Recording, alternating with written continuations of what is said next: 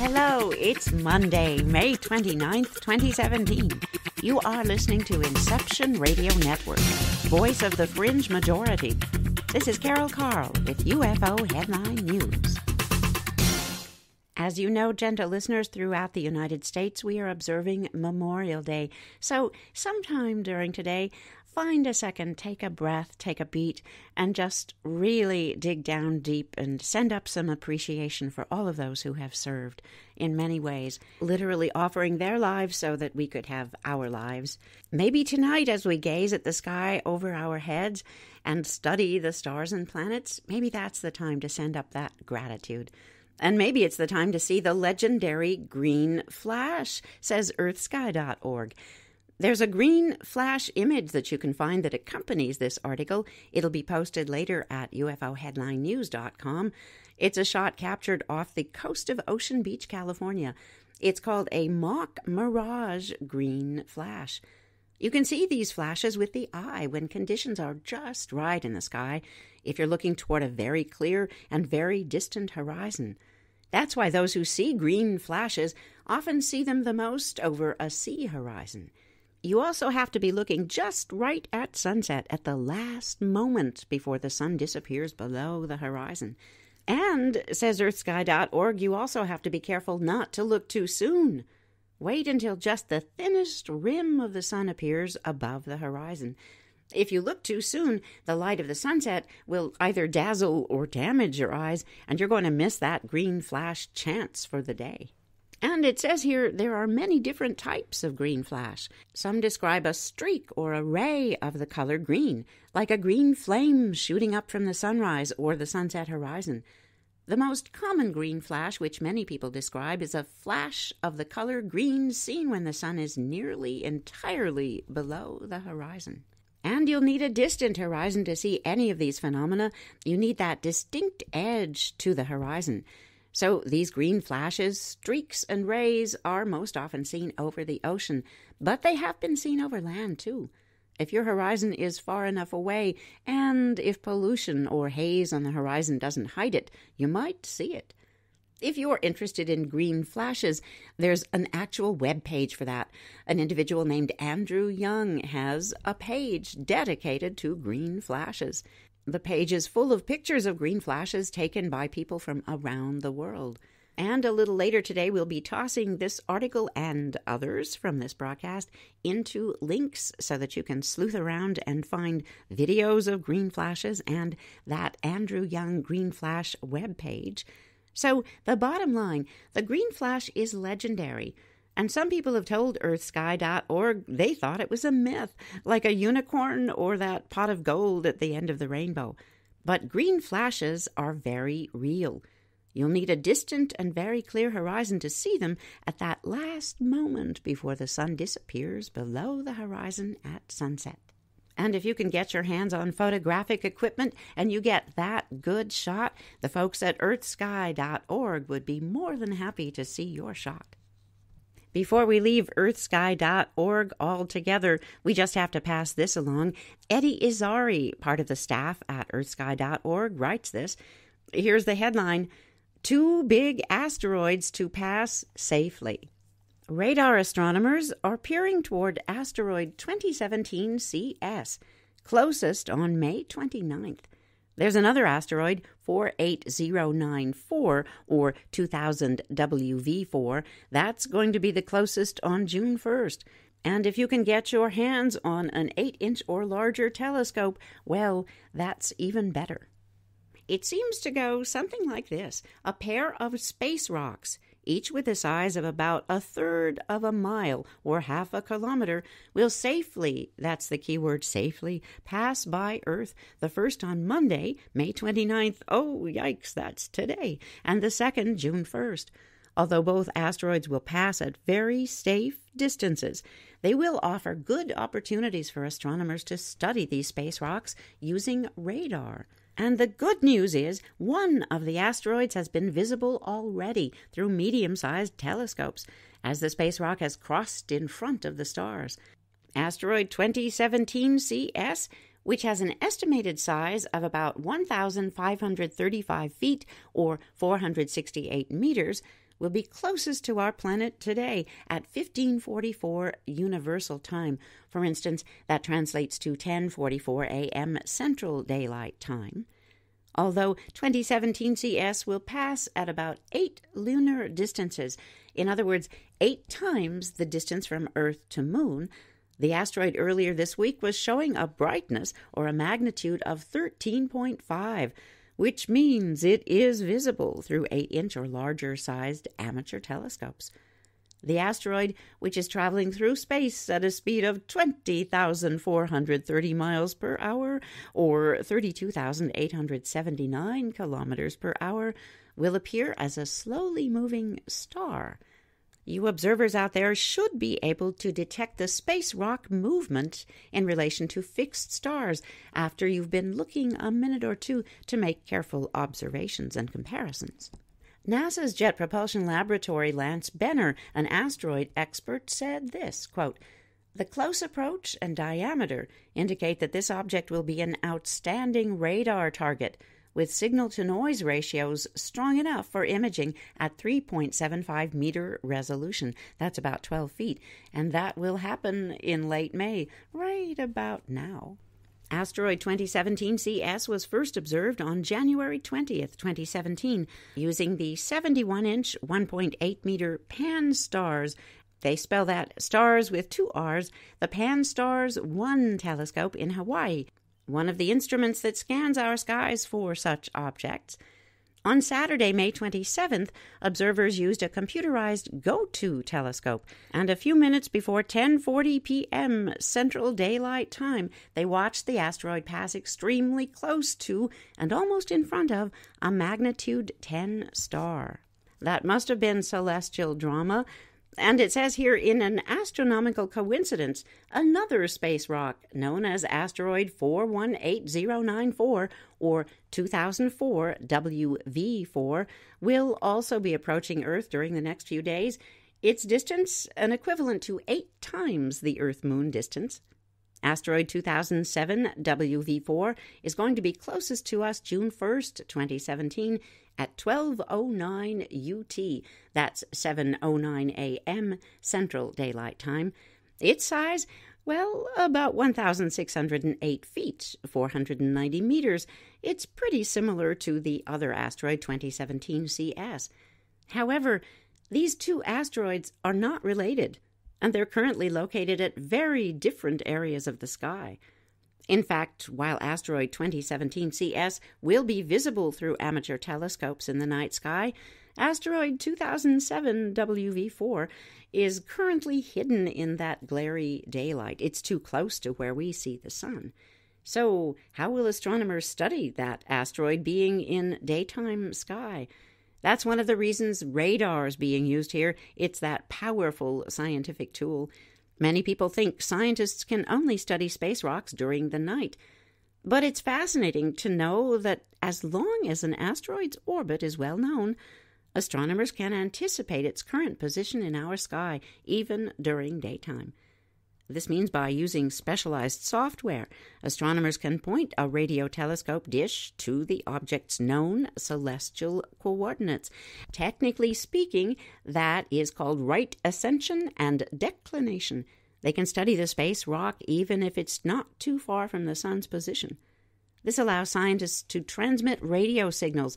The signals bounce on the asteroid, and as those bounces are received by the radio telescope, computers can produce a radar image that shows the space rock's shape, size, and rotation.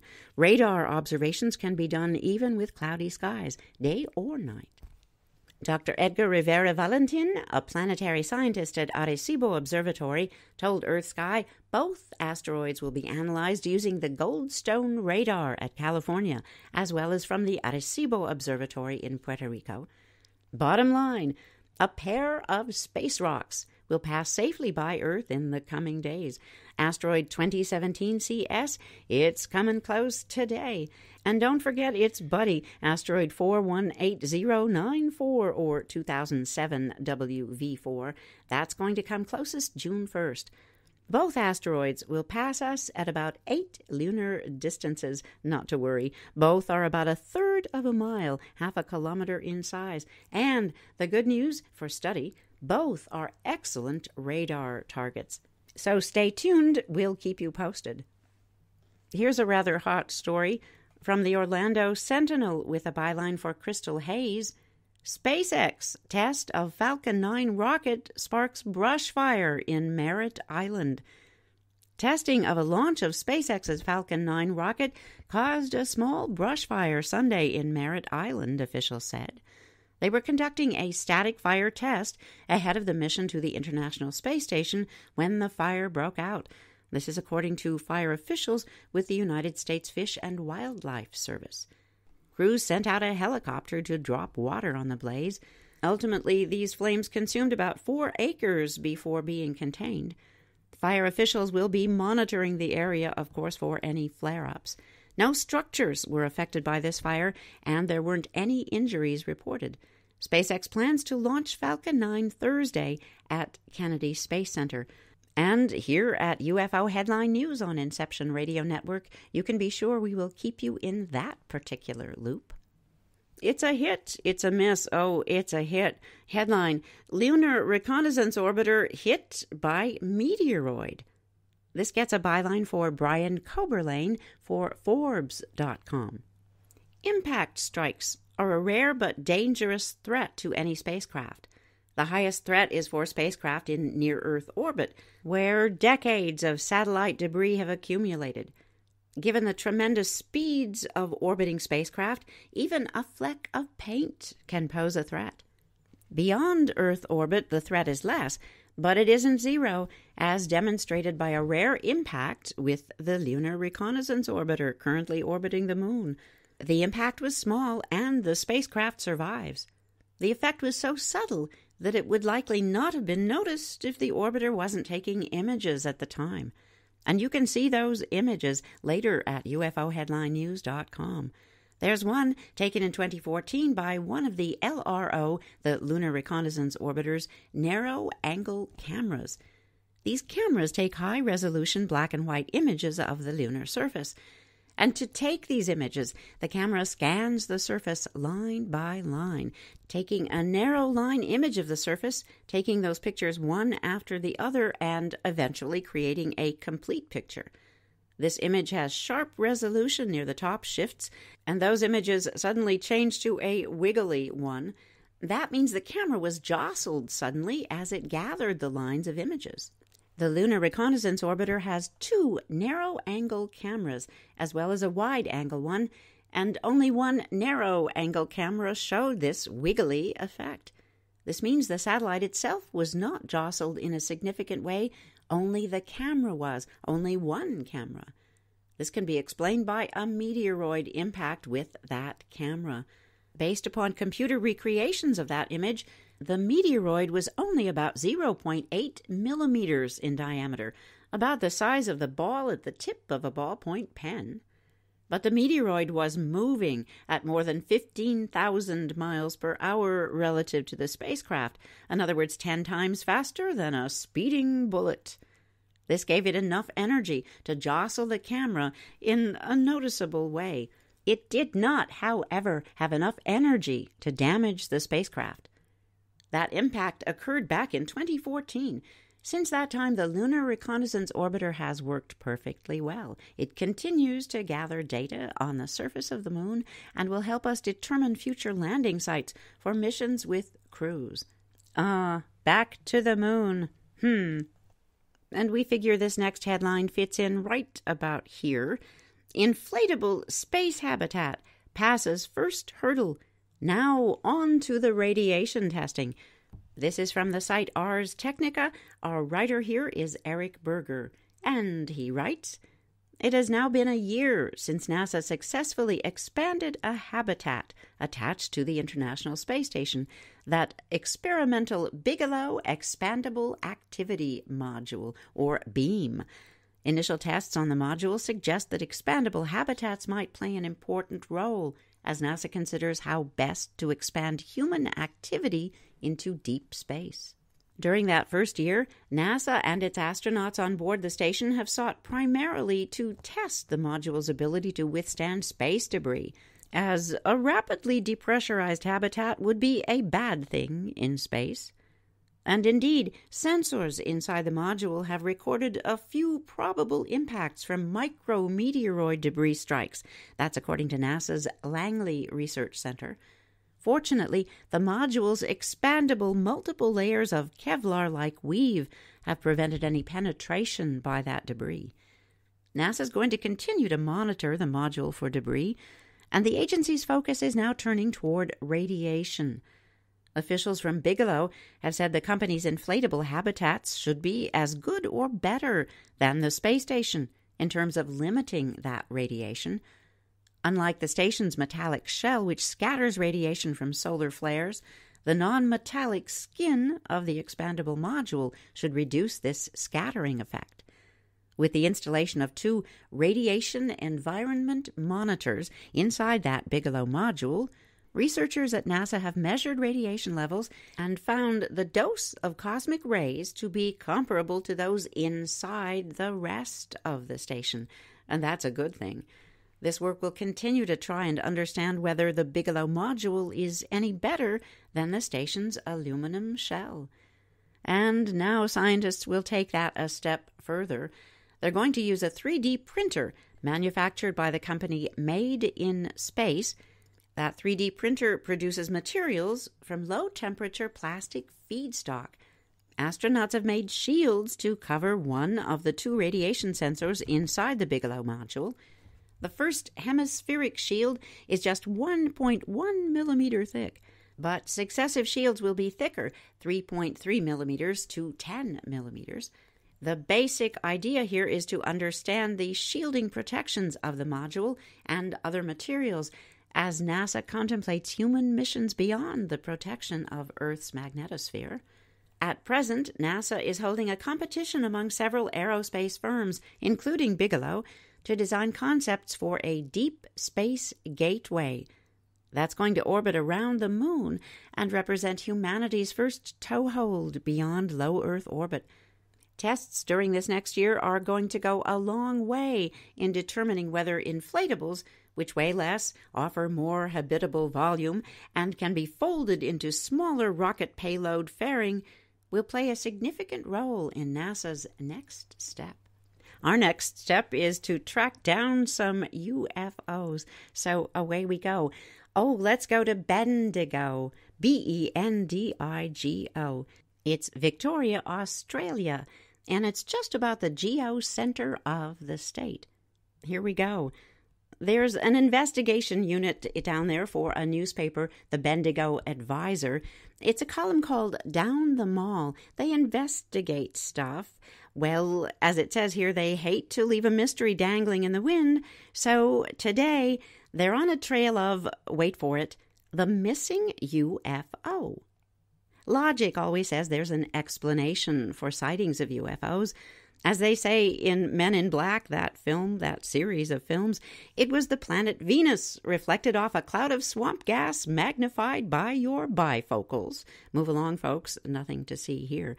But Bendigo has had a couple which need a little more consideration. It would seem that in May of 1983, hundreds of people saw what they described as a bright, snake-like light in the skies over central Victoria. There were said to have been hundreds of reports, including one from a Romsey senior constable.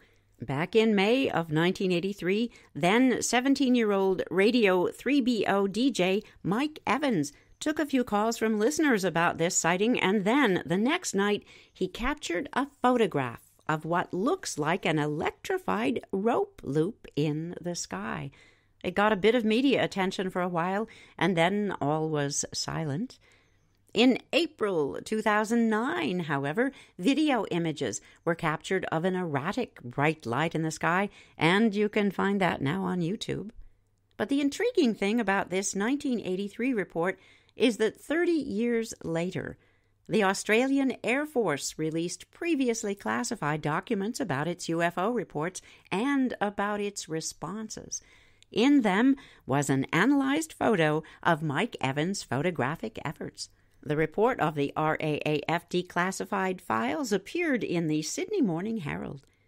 The only hint of a non-alien source in those RAAF documents was a report of an anonymous caller claiming the light was caused by a local rock group who was experimenting with stage lasers.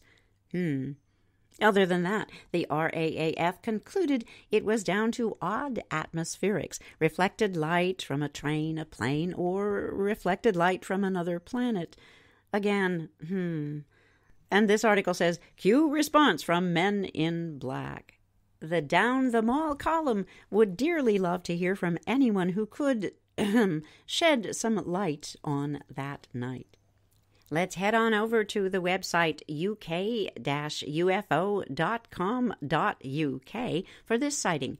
It's a large triangular object seen over Oxley, Wolverhampton, or Wolverhampton in 1988. There were 2 witnesses here, and here's their story. After heading home from college, myself and my friend were walking along Winchester Road. We were close to his home. It was a clear, dry evening. The sky was pitch black and the stars were out. What we noticed were 3 bright star-like lights at a slow cruising speed. So we wondered, is this a low-flying aircraft? Is this 3 fighters in formation higher up? Now, as we get closer and they get closer to us, we figure this is a large glider as it's blocking out the stars above it. Then it stops dead above us for 10 seconds. It rotates at one point of light to its left and slowly cruises out of sight. Never seen anything move like this. I've been to many Cosford air shows and airports, and I figure this was something different. It's difficult to determine the size of the object or its altitude. From where we were standing, this thing was massive, taking into account how far apart these points of lights were. I've looked at other triangle encounters to make sense of what we witnessed, but I noticed these other triangles have a red light in their midsection. This did not. And also, I should point out that this object was emitting no sound at all. Usually, they do go on that stealth mode, quiet. Fascinating. We're about to go on silent running mode, but just temporarily, because we've noticed that all the clocks in all the time zones indicate we've gotta fly, because that's a wrap. Thank you for listening to Inception Radio Network. Follow today's broadcast at ufo-headline-news.com. Take care of each other. We're all in this together. This is Carol Carl. See you tomorrow.